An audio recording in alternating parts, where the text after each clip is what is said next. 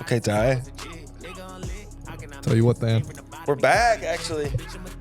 Finally. Yeah, it's been too long. I will say that. Far too long. Far too long. Missed you, missed the pod, missed the thousands, millions of listeners worldwide. Yes, sir. The ones that support us, the ones that take our picks, they love us. You know, shout out to all our fans, man. Shout out to all our fans still listening. We appreciate you. NFL week 5, is it right? Or 6 coming up? Week 6 coming up. Week 6 coming up. So, yeah, a little bit of a gap. Last time we talked, fans, we talked a lot of Bears-Packers, which we can expect to get into a little bit today. We did some predictions, things like that. But, I don't know, we felt like, Ty and I felt like it was time to get back together for another one and bring you guys the best entertainment that we can give. The best out there. And this, I think, Dan, is the only time we should mention it, this podcast. Yes, we know about Kelsey and Taylor Swift, right? Yeah, we do. Really sick what Travis Kelsey's doing for Taylor Swift. Putting her on the map. Yep. T-Riz Kelsey, that's what they call him. T-Riz, he was pretty big before, and this relationship's just kind of blowing up. Did you see that she left the game real quick? Yeah, real quick. Did you see she left the game in like a popcorn machine or something like that? Yeah, I saw that. It reminds me of back 2018 NLCS Brewer game. I was in the stands, and I was getting swarmed by our listeners, and I got connections there. So they actually rolled me out in a similar type of thing. They did, didn't they? Yep, got me out of there one piece, so that was good. But I mean, appreciate the fans. Sometimes it gets out of hand, security involved. Wish I could have seen you then, but you see me now. Yeah. Okay, so any bruises left from banging around that popcorn machine? Yeah, look, so we went over a little bump. That was scary. And then I was told that we hit an extension cord, and we completely tipped over. I was concussed. Had to miss a week. But luckily, I came back better than ever. It actually sprung me when I hit my head. I was on a cold streak, knocked me right into the winners. Right into the winners? Yep. Wow. Hottest I've ever been. All of a sudden able to see the board. Correct. Kind of seeing all sometimes you're only seeing money lines or you're only seeing spreads. So it sounded like you were seeing over-unders, you were seeing money lines, you were seeing spreads, even player props, I assume? Player props, first touchdowns, everything was hitting for me after that. Good for you. Good for you. Okay, so let's see if you hit on this one. I'm going to ask you to place a future. It's a yes or it's a no, and I just got to get your opinion. Yeah. Do Taylor Swift and Travis Kelsey, do they make it? Let's say make it in this climate these days. Make it means they date for over a year. Nope, they're not gonna. They're not gonna? Okay, tell me why. Nope, because the Chiefs aren't gonna make the Super Bowl. Oh. And that'll be it. Wow. Yep. So, he's not famous enough in the offseason? Correct. Okay. Yeah, she's going to get bored then. And you know what? He might get bored too. Yeah, so like I said earlier, we're not going to talk about Taylor Swift, Travis Kelsey, but if we were going to talk about it, I would talk about how the match doesn't make sense. I don't get it. I don't think it'll last. Yeah. The match on paper does not necessarily add up perfectly. So obviously this past weekend, Ty, we listeners, we were both in Madison. Yes. For the Badger game. Really fun time. We were. But as you know, with a Badger Saturday, out at the bars, all day, pretty fun time. Obviously, Thani Riz was out a little bit. Yeah, I heard. So, yeah. Oh, you did hear? Okay. Yeah, I actually was walking past a group of girls who were talking about it. Okay, about my Riz. Yeah. Approving? Oh, very much so, yeah. Okay. Well, actually, they didn't even mention your name. They were talking about this guy that rizzed me at this bar, and I knew you were in there. Yeah, so you figured it was me? Yes. Okay. Well, let me explain to you what we were talking about. So I just kind of was getting a lay of the land, a lay of the climate, what the girls thought. Do they think this one's going to last? A lot of girls also don't think it necessarily makes sense long term. It kind of feels – I don't think anyone thinks it's actually just a stunt. I think – everyone thinks it's just not going to last. Yeah, Than. I mean, you've been in some chats. You've been seeing Dr. T.O., Dr. Ty, diagnosing injuries. I'm also the love doctor, and the diagnostic here is it just isn't going to last. You know, they got 6 to 8 months to live on their love here, and after that, it will die. 6 to 8, just about 6 to 8 months. 6 to 8 months. Okay, about the same time frame as about like a modern day ACL return. Correct. You know? Yep. So 6 to 8 months. Okay, got it. All right. I don't necessarily disagree. It's been fun to see though. It's been fun to see the NFL get some more hype because of the involvement of Taylor Swift. Sadly, Travis Kelce not playing as good. Is it affecting him? Yeah, I mean, maybe, but also maybe, I don't know, or the Chiefs just not that good. Yeah. Okay. Also, let's pause. Why is Taylor Swift riding on the freaking plane with the team? Have you been seeing this? No, I didn't. I didn't see Okay, it. I saw a tweet, and I might have been getting got by like a fake account. And if this turns out to be true, I should be buried alive. But I saw that it was happening with a picture, and it could be AI generated. Obviously, we know how that's been going on Twitter lately. So, is she riding on the plane with the team? I hope not. It might be happening though, and that's a definite distraction. She's flying private. There's no way. Yeah, there's no way. You might have got. I probably got bad. Yeah. I probably got. Yeah. Okay. Well, that's enough on that. Yeah, that's enough on that. So we covered that, and now let's cover. Let's get a temperature check on your Packers. Yeah, no temperature check. Thanks for asking.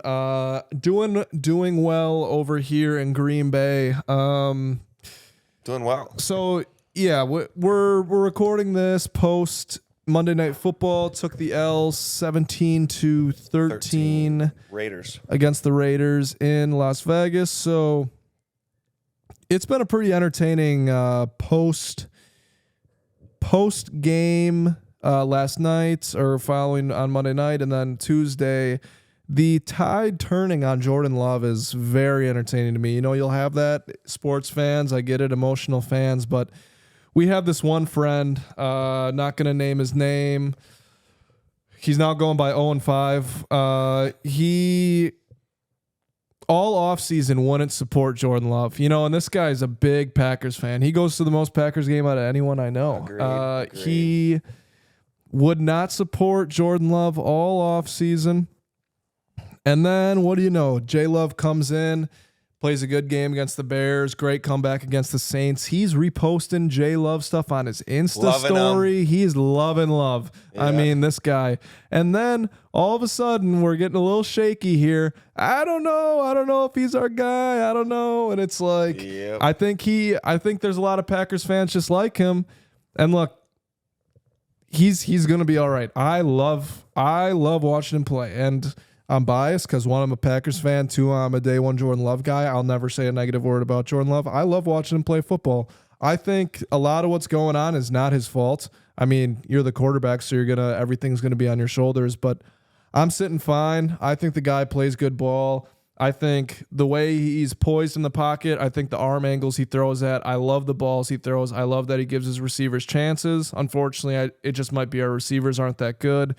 Haven't seen him play with Aaron Jones since week 1 where he had a great game, and I think that opened a lot of things up. So I'm curious to see if that comes back, but you can't necessarily anymore like rely on having a running back or rely on having a weapon because injuries happen. So would I love to see more things on him? Absolutely, but I'm sitting here just fine. What I've seen is completely fine. He could have come in this season as a Packers fan and he could have been like ass. He has not been that bad. Like his numbers aren't phenomenal. He's throwing a decent amount of picks lately too, but again, I think it's because he's given his receivers balls. My shit list right now is Christian Watson. Yep. 3, did he get targeted 9 times last night and only caught 3 or something like that? Yeah, and my biggest frustration is, look, this guy can't get on the field because he has a hamstring issue. He's supposed to be, someone that we spent decent draft capital on, at least as a Packers fan, because we don't put much on receivers. And all this guy does, all we hear about is speed. He had, again, these weren't great deep balls from Jordan Love. I think for sure one of them, he had Max Crosby like hitting him as he threw. And another one, I don't know if he was getting hit. This isn't even the one to end the game. And he's getting that ball up there for Christian Watson to run under, and he's not doing anything to adjust himself. He got his hands on one of them, and on another one, he didn't even get his hands on. And then, of course, to end the game, you got to fight through to that ball. I need to see more out of him. I don't know where Romeo Dobbs was, but as a Packers fan, I am feeling all right. I'm fine with where Jordan Love's at. Fine with where Jordan Love's at. And to me, it kind of feels like this. It kind of feels like Jordan Love started off the year, the first 2 games, he played well. You know, he had 3 touchdowns against the Bears, I believe. And then second game against the Falcons, he played well again all the way up until like late. But leaving the first 2 weeks, it's like, okay, the Packers actually have a quarterback here that they believe in that like kind of can scare you a little bit. And then now we're here going into week 6. Week 6, yep. And we don't feel the same way. And now Watson's been back. Like, where do you put the blame with this small digression or regression in Jordan Love? I hate how the offense looks as a whole. It seems so predictable each week coming in. And so this week it was clear because, again, we've had Aaron Jones out. So we wanted to get A.J. Dillon going more because he hasn't gotten going. So it seems so predictable to me. Like, you could have said he was going to have his carries up. And it was up. And you know what? He played a fine game. But it's just the way that I feel like the plays are being called and everything. The second you get Jordan Love like sped up and just open things up for him, I think he plays way better. I just feel like his hand is being held right now.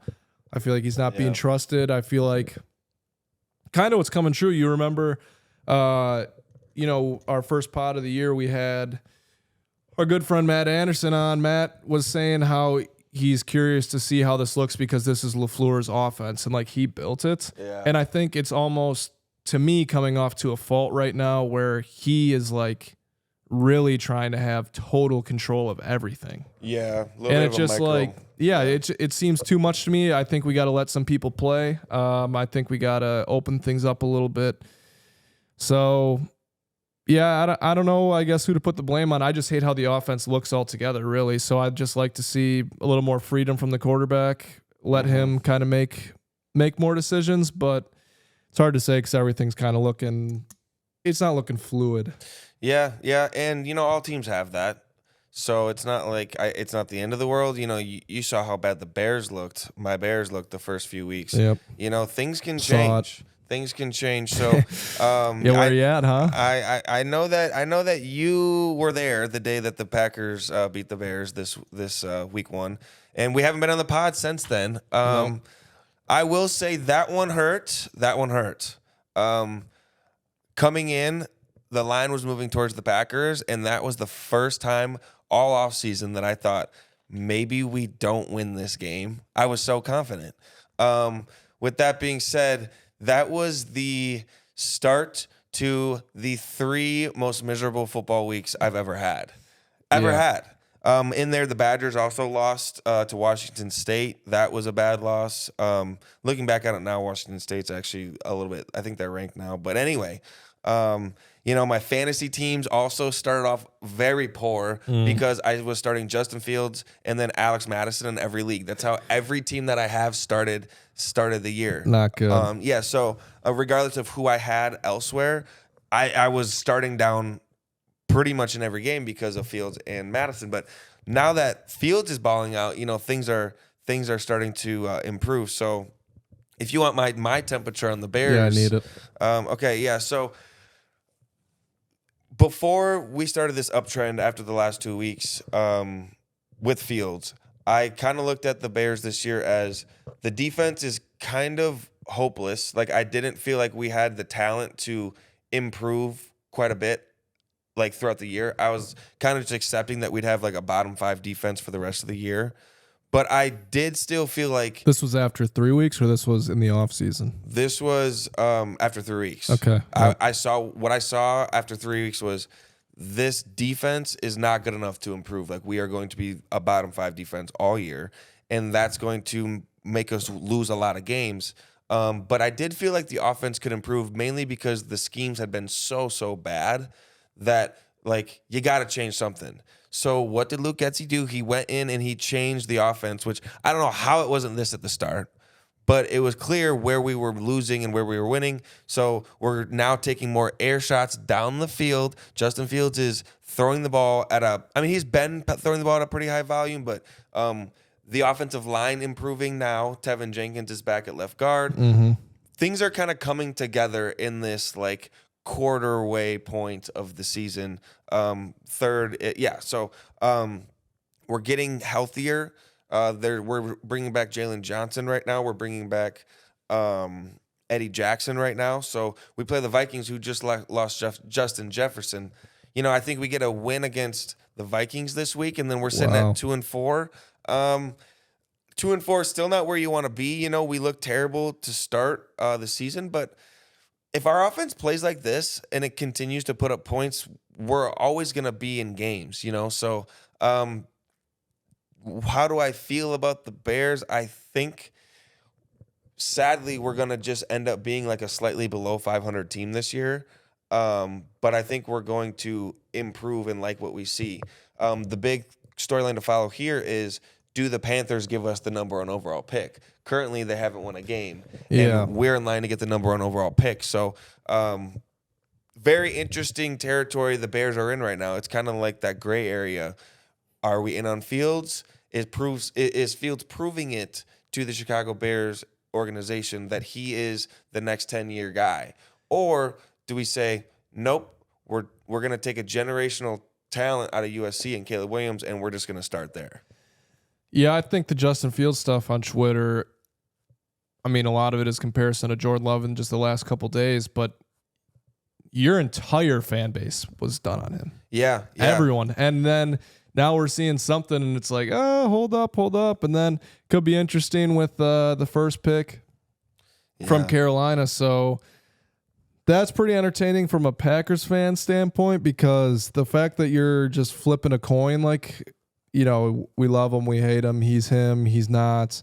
It's going to be something, because if he just shows enough promise, that then, like, let's say, I mean, to get even more draft capital, you can probably get a fucking haul for Caleb Williams. Like, if you were to trade that one pick.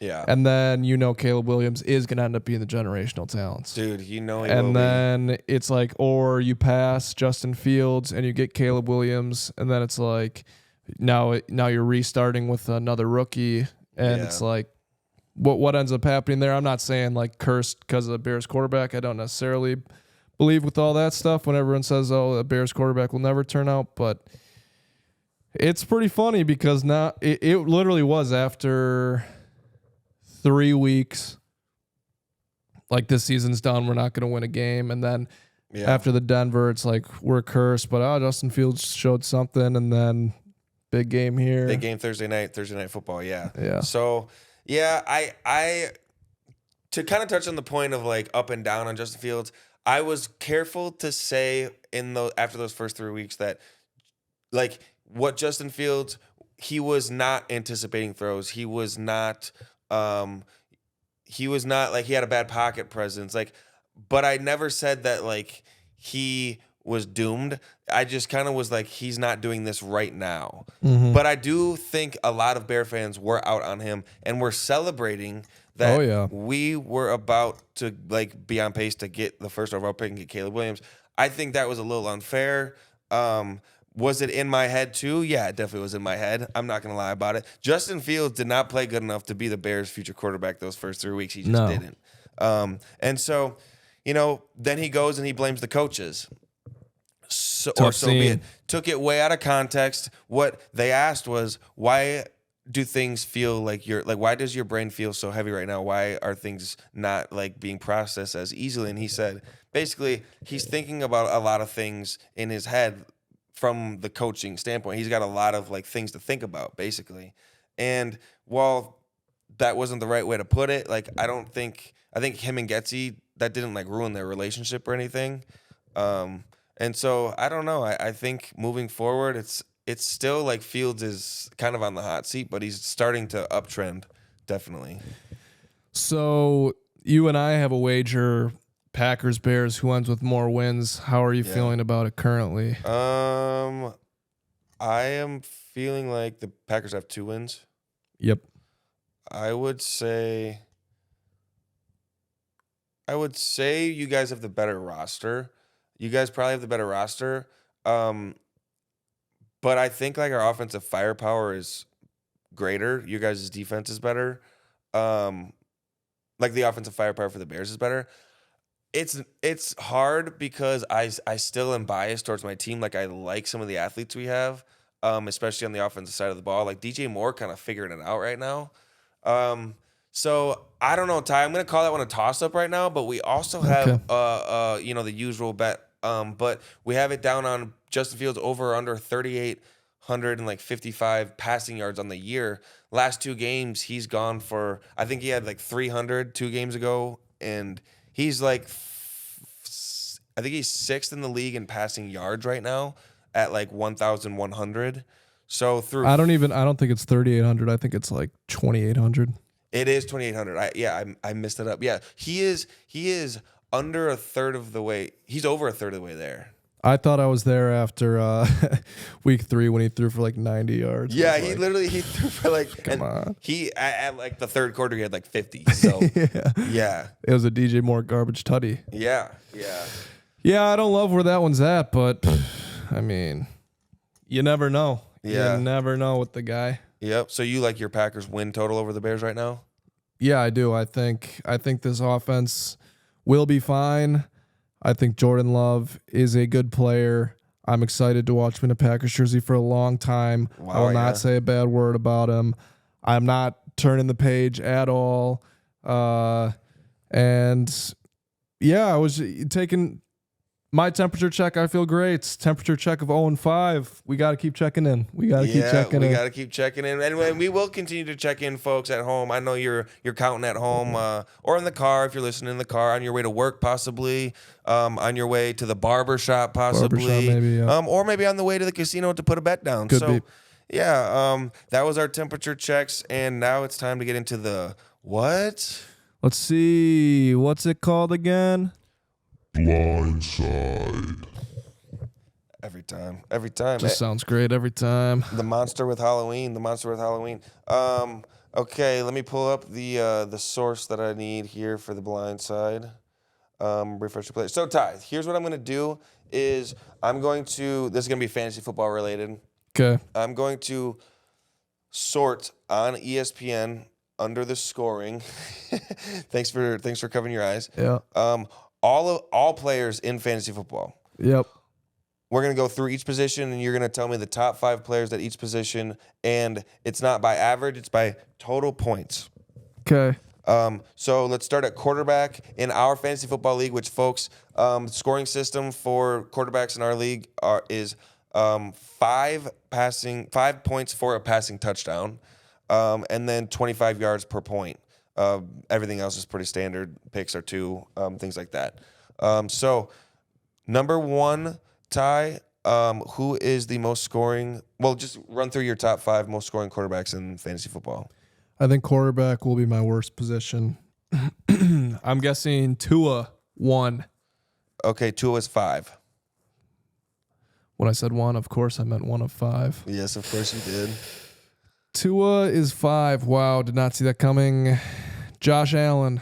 Josh Allen, number 1, averaging 25.86 points a game. Of course. Kirk Cousins. 3. Yes, he is. Good.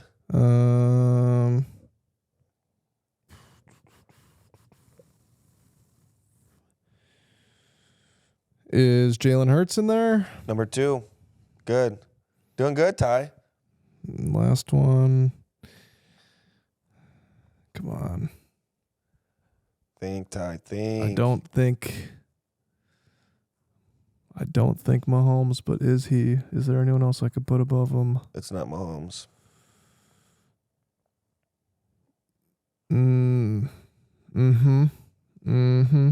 We talked about him already. We did? Oh, what is it? Fields? Justin Fields. He's number what? 4. Wow. And he started off game log. Let's read game log. He started off Let's hear this. 15, 15, 11. Last 2 games, he's gone 32 and 37. Wow. Yeah, he's kind of been him lately, bruh. What a beast over there in Chicago, huh? Fantasy superstar. We got one. Yes. Quit playing. Okay. I just want to do a little honorable mention. I have the yards up, just passing yards. Okay. Need to hear that. So there's somebody who wasn't mentioned in that top 5 fantasy quarterbacks that is 3rd in the league in passing yards, and it surprised me. So the hint is that it surprised me that he's here. Another hint will be that he was a free agent in most leagues to start the fantasy football season this year. He is currently the 3rd in the league in passing yards with just under 1,500. Is it Stroud? Yes. Good guess. Thank you. It's Stroud. I'm dialed right now. Yeah, you are dialed, Ty. Woo. Hey, chat. Can we get a clap for Ty? Claps in the chat. Like, Claps subscribe. in the chat. Yep. Thank you. Yep. Thanks for the 5 gifted. Thank you. Thank you. Okay, let's move on to running backs, Ty. Running backs. There's one running back that is way ahead of the others. Go ahead and guess him. Who? Mostert. No, you're overthinking it. He's 2, but you're overthinking who number 1 is. Oh, McCaffrey. Yep. Okay, so you have McCaffrey and Mostert. 1, 2, good. It's A-Chain in there too. He's 3. That's crazy. Yep. That is crazy. Did Montgomery sneak up there yet? No, he's like 8. Because you've been eyeing that, haven't you? I have been eyeing that, but I forget what I was looking at that had something else. Come on, Ty, come on.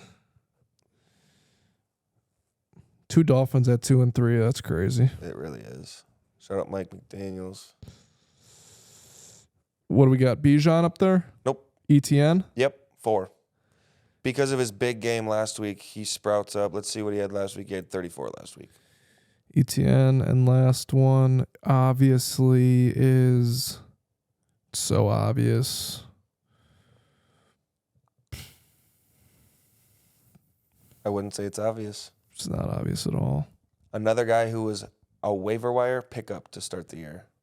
Really? This guy was... Oh, the Rams guy? Yes. What's his name? Kyron Williams.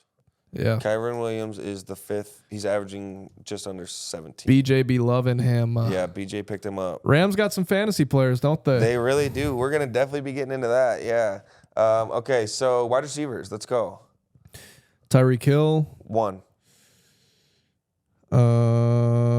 Justin Jefferson. Justin Jefferson is 5. Out for about 4 weeks with a hamstring. Stephon Diggs. Stephon Diggs 2. Of course.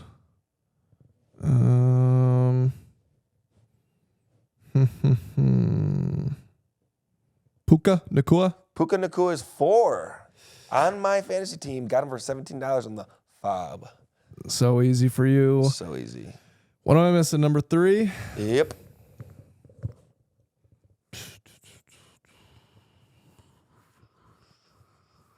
He had a big game the other day. Big game. I mean, it's not Jamar, is it? Jamar's 6. He had a big game the other day. He did. Really big game. He had a really... He finished as wide receiver 2 behind Jamar Chase last week in fantasy football. Oh, DJ Moore. DJ Moore. That's 2 Bears up there in the top 5, 2 Bears. The Bears are running fantasy this year. Running. High-powered. Same thing as last. We're going to get into a surprising person on the yards. Actually, no, it's complete receiving yards. Sorry. Okay. How many? I'll just ask you this: how many yards do you think Adam Thielen has this year? 5 games in, I think he has.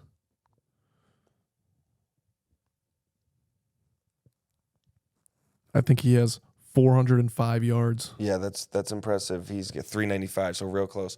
I mean, a guy that no one wanted to start the year is kind of quietly becoming a very nice player in fantasy. High targets, high usage. Yeah. I don't think I could name one other Panthers receiver. No, I think is DJ Chark there, like kind of just slapping his feet around the turf. He's just running track over there. Yeah. That's all he's doing. They don't got much going there. They don't got anything there. Yeah, and then the guy who we've already talked about, so I'll just say it, is Puka Nacua. He averages, or he is leading the league in receptions this year. He's leading the league, which is pretty ridiculous. That is ridiculous. All right, we'll be back after this break. Thank you. Break time. And we're back. Thanks for everyone tuning back in. When we went to break, we were talking about this youngster over there in L.A. by the name of Puka Nacua. Than, can you refresh us on what that stat was you were just saying? Yeah, leads the league in receptions this year, which a guy that was rostered in 0% of leagues to start the year now leads the league in receptions. I mean, just a special guy. He knows Dana White. I don't know if you saw that. Yep, Uncle Dana, I saw you gave him a call. Yeah, gave him a call. So, like, not just some chump walking the streets, but all of a sudden people know a lot about the guy. Leading the league in receptions on my fantasy team in one league. And so, yeah, I mean, kind of just a shout out to Puka Nacua. Shout out Puka. Yeah, you know, surprising talents out of, obviously he went to... I'll look it up. Puka. I feel like guesses. You probably went to like Fresno or something. Nope, BYU. Oh, of course. Yeah. Great talents out of BYU. Brigham Young. Yep. You know, he was on my radar this season. I had him on my big board. I just didn't see the value there at taking him. Someone I definitely missed out on out in the 17th rounds of my drafts, but Yep. happy you were able to snag him for the cheap price of 17 big ones. 17 big ones. Yes, I was. And I also have Cooper Kupp. So an interesting thing moving forward, I have two very, very good receivers as well. Wow. How are you going to manage that? Yeah, I'm in trade talks right now. Just for the chat, trade talks. What would you do? Let me know. I'm trying to target Travis Kelce from Matt Anderson. Currently, a couple offers that I've forwarded his way were Madison, T. Higgins, and Joe Burrow. You know, you get the Joe Burrow stack with T. Higgins. Joe Burrow seems to have figured it out. Madison, just still continuing to get more volume than Cam Akers, as Cam Akers continues to be there. So I think it still proves that Madison's the back there. Anderson didn't love it. I come back with a guy who's only going to get better over the next 3 weeks. I'd say something more like Isaiah Pacheco, and then like Joe Burrow and a very low-level player after that, because Pacheco the next 3 weeks playing Denver. Yeah, so in the next 3 weeks, twice the Chiefs play Denver. Pacheco's going to get loaded there. By the end of the next 3 weeks, I think Pacheco goes into a top 10 type of usage. Yeah. And so his stock is only going to get higher. I've made that clear to him. So that's kind of my what I'm going to be doing in the trade talks. We'll see if something gets done. But yeah, that's kind of my motivation with my receivers, Ty. Yeah, tough to figure out what to do there. Two guys in LA, high volume, high upside on both of them. But if you have them both and LA doesn't put numbers up, not a great chance for you that week. Gosh, Yep. Put it in the comments. What would you do? What would we do? Well, actually, I'll tell you, Than. I'll tell you what I would do if I was in this situation. So, way back, a long time ago, I actually had Joe Burrow and Jamar Chase on my team. Yep. And wow, that was really, really dragging me down because Bengals were looking horrible. No offense going on. I'm scoring no points. It just wasn't there for me. So I actually decided I had to move on from one of those players because I couldn't see both of them on my team. So I'm curious if you will end up doing the same. You'll have to update us in the coming weeks. I will. And I hope you continue to enjoy David Montgomery. Thank you. Yes, that is who I traded Joe Burrow for. Yep. So, and Joe Burrow is currently on my bench, but that's okay. We digress. We digress. We digress. Let's get into the futures that you might like for the rest of the season, Ty, after 5 weeks, or maybe just some of your favorite week 6 picks. Yes. So what am I looking at? First thing I like is this fella playing over on the West Coast. So preseason, I took Christian McCaffrey MVP plus 8,000. Sure. That's down significantly. I could probably cash out for plus money. However, I'm just going to hold that ticket. It was not for much. With that being said, a quarterback not winning MVP, I don't know if we'll ever see it again. Yeah. It's going to have to be something insane. Even though McCaffrey scores a touchdown every game, it's just going to have to be something different. All eyes to me turn to the 7-1 MVP pick in San Francisco of Brock Purdy. Okay. I think his story is going to continue to grow. I'm on Twitter a lot. I'm reading what the people are saying. Right now, it's shifted from the first couple weeks is And even last year, anyone can succeed in Shanahan's system. Mm. Now I'm starting to see the Warriors, the Twitter Warriors coming out being like, no. I think it was Rex Ryan just said like Mac Jones would be the same player on that team. It's like, I don't know about that. Brock Purdy might just be good. And then he had a game against Dallas. They absolutely tore him up. Is that team stacked? Absolutely. But San Francisco is an unbelievable team. If that team, let's just say, only gets like one loss, I mean, Philly has a chance to also be only a one-loss team, but I think Brock Purdy's story is too impressive. Currently at 7-1, I don't think he's thrown a pick yet. He just keeps looking better and better every week to me. That's a play I will be making this week. Okay, Brock Purdy MVP. That's your after 5 weeks take. Yes, Okay. That's what I love. Yep. Kind of the whole take that Mac Jones could be the best play, like just the same quarterback as Brock Purdy in that offense. I don't really like that comment. I think it takes the perfect guy to run a system with that talent around. Like if you put a quarterback in there that tries to do too much, then it's just another weapon and there's too many mouths to feed and things don't really work how they should. But you get a guy like Brock Purdy in there, knows exactly what he's on the field to do. He's on the field to get the ball out quick, and he's on the field to get the ball into the hands as if he's a point guard to the studs and kind of let them work. He knows his role. He's not trying to make throws that he doesn't have any business making. So, you mentioned no picks. I think that's a player that is mature beyond his years. I think that's a player that knows his role in the offense, and he's executing it just about as good as anyone can. Yeah, I've been impressed with him. He made some throws against Dallas where, he makes a lot standing in the pocket, like you said, get it out quick, but he was moving around in the pocket a little bit, getting the ball out. He's a solid player, and look, I didn't get to see Tom Brady early on, but I'd have to imagine, I'm not saying Brock Purdy will be Tom Brady by any means, but I'm sure that he had a similar role when he stepped into a team that was ready to win, and he just had to be that guy. And if you can find success in it, I think now with it being driven by social media, and I think people will get behind him, that's what like the NBA MVP is all the time. It's like what's the better story maybe than anything else. So I think we could see Brock Purdy. What do you like in so far through 5 weeks? I think in terms of awards, I like the MVP pick that you have there. Nothing really sticks out to me in terms of MVP. Mahomes and Tua being the top two favorites. I mean, those are popular picks. I don't necessarily consider those sharp or like need to talk about those. But I do like, my favorite award, is the Comeback Player Award. You love that award. Comeback Player of the Year. The last 2 years, I've been super sharp on it, but haven't been able to cash. 2 years ago, I picked Dak Prescott. He was once minus 1,200 to win the award. And then Joe Burrow ended the last 5 weeks of the season with some of the best 5 weeks anyone's ever put together. Yeah. So obviously I got ran through on that. So then I come back the next year and I see Saquon Barkley at plus 2,500 to preseason.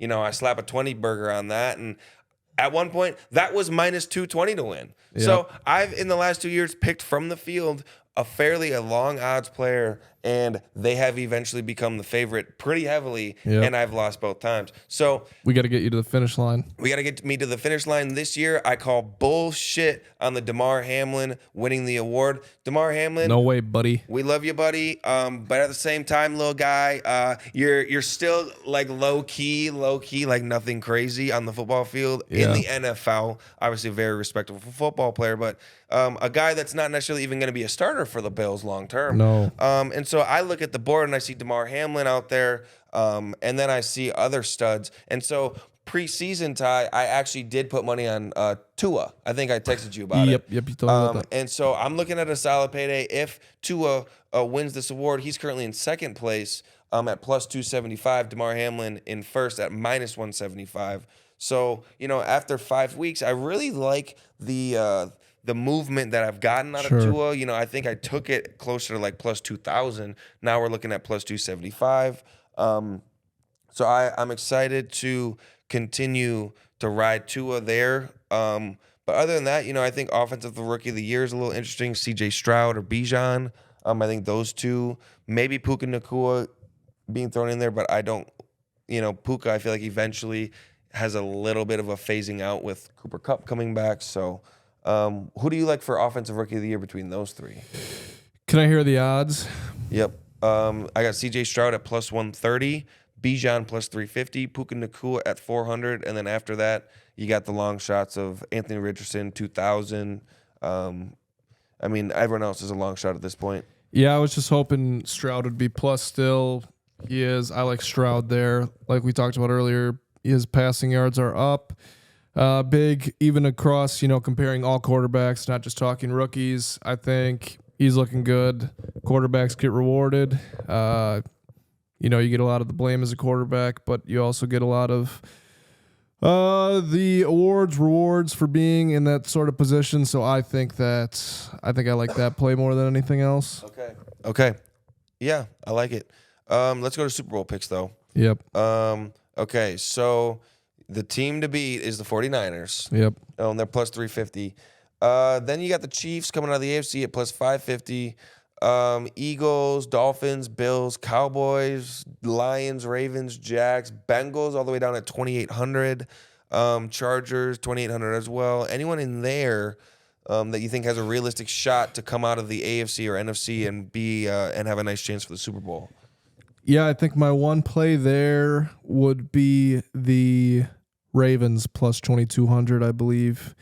I think the AFC North is a winnable division for them. They have just lost to the Steelers, but I mean those games are always close in the division, but the Ravens are the best team in that division. Yep. They need help at receiver. There's no doubt about that. I'd like to see them make some sort of move. I liked the move even, today the Falcons made to get Van Jefferson. Just like a lot of these trades are going on where you give a player and a 6th-round pick and a 7th-round pick for a 6th-round pick. Just doing something like that to maybe bring in. It's been the same story in Baltimore for years. We got to get some receivers there for Lamar, but I like that play at plus 2,200 for the Ravens to be a long shot. I mean, I really think. How often does it happen, I guess, that the team you think is going to win the Super Bowl wins it? It's not all the time, but the 49ers look unbeatable. Yeah, the 49ers look tough. They should be the favorite.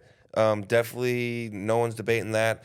It's interesting, though. There's 3 teams in the AFC that are kind of far and above the others, and it's the Chiefs, the Dolphins, and the Bills.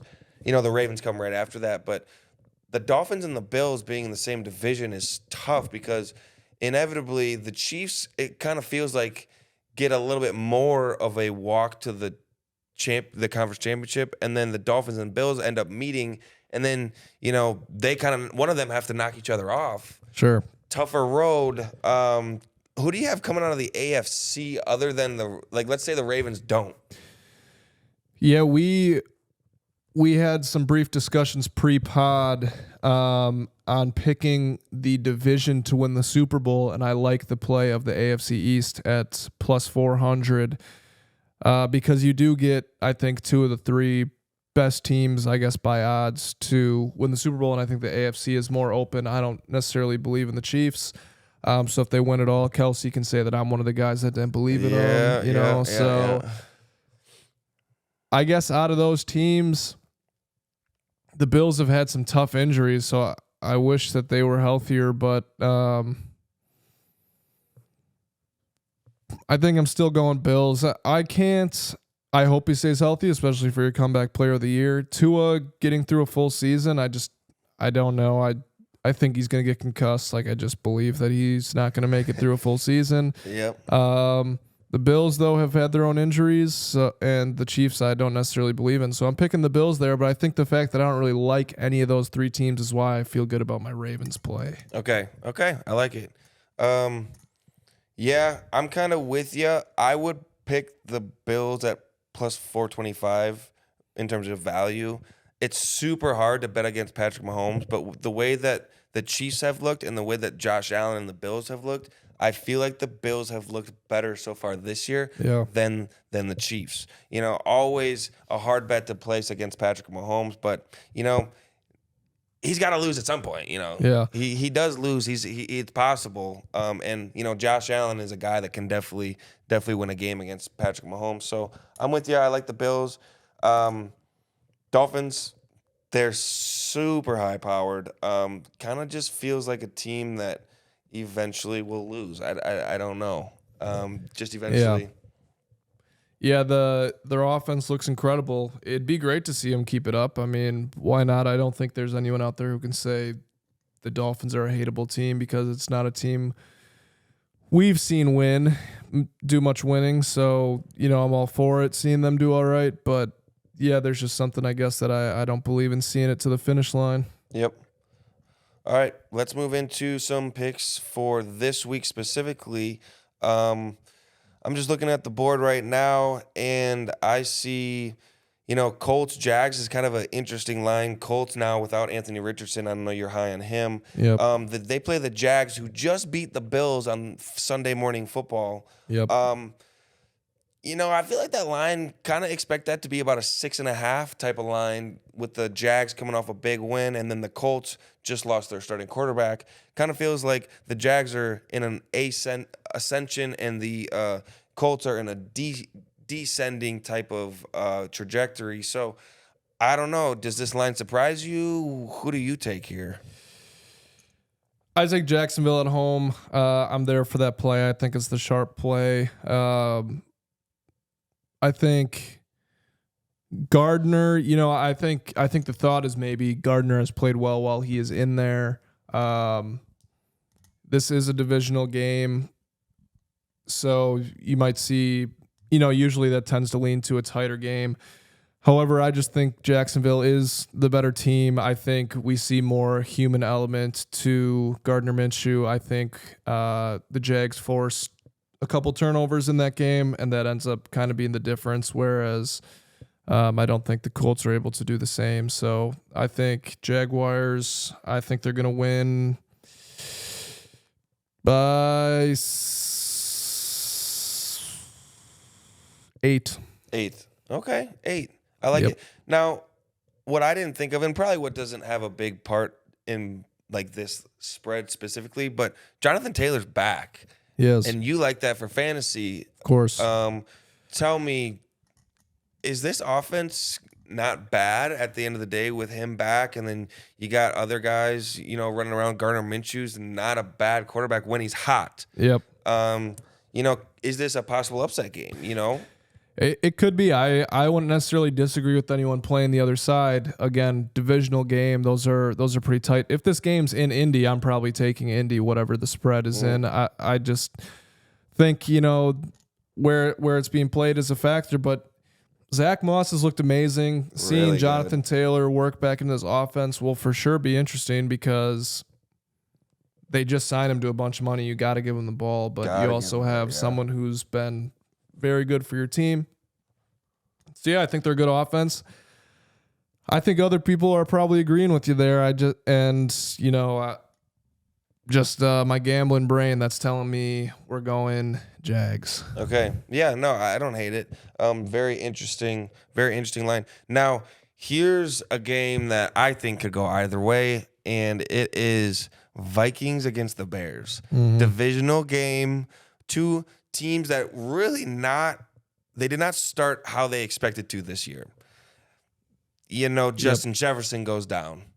Now they look to Jordan Addison to be the number one receiver. Running game, and with Alex Madison and Cam Akers, not really going the way that it's wanted. They've wanted it. Kirk Cousins, third in the league in passing yards, but still the wins have not been coming. Now you have the Bears kind of in an upswing. Bears plus 2.5 after the Justin Jefferson news breaks. What do you think? Bears underdog play here in Minnesota? Yeah, so I'm looking at how this line has moved. It looks like pre-Thursday night football game, it was Vikings by 4.5. Sure. After the Thursday night football game, to 3. I mean, no one's playing those lines. It's a week in advance. I'm not sure how official that is, but since then we've kind of moved the line from -3. It's now sitting at -2.5. Yep. Divisional game. We're talking in Chicago. This is similar to, I guess, the conversation points I just made on the other side. I see this as a tight game. I think 2.5 is a tricky line. And I don't necessarily see myself playing it what I do like in this game is the over. The over. Okay. Yeah, I mean, that's actually not a bad play. You know, you got Kirk Cousins who drops back 40 times a game. Yep. The Bears secondary is getting healthier. However, the Bears defense is just butt in general. So Yep. I don't hate that play, especially with the Bears offense rolling right now, 30 points a game in the last 2 weeks. So yeah, I don't hate it. I'll take the Bears in this one. I kind of just feel good about You got it, Ty. to. You have I to. kind of just feel good about it. And, you know, Purdy's down in Arizona wondering what I'm talking about. Yeah. Sadly, Purdy, I feel like this is the upswing that the Bears season, where we're riding the upswing. I'm sorry.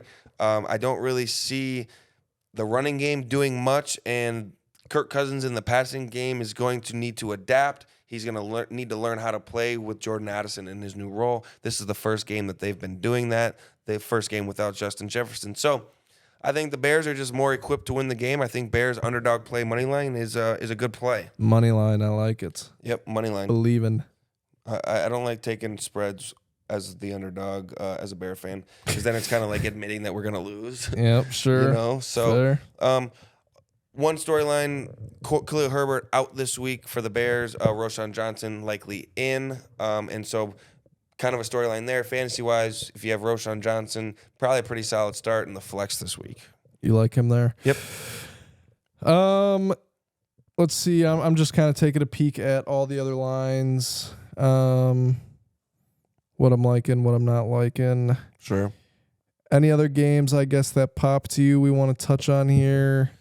No, I think that was kind of my big two games moving in here. I mean, I always like watching the Jets play because I'm curious if Zach Wilson's going to figure it out.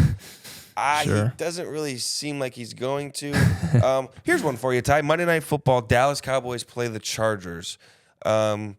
Pretty interesting matchup. Cowboys favored coming off of a bad loss against the 49ers, but Chargers, obviously pretty good team themselves with Herbert.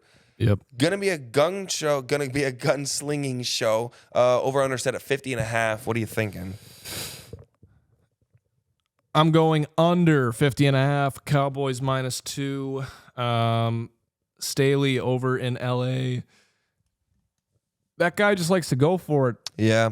And he's going to keep going for it. And he's playing a team that has, while getting blown up by San Francisco, who again is in another world. I think you can't look at that. Dallas's defense is good this year. I think they come to play. Yep. They'll get those stops, which is going to keep points down, I think. Less field goals, all that type of stuff. So I like the under on that. I wish I didn't. You know, it's fun to root for the shootouts, but that's where I'm at. What are you thinking?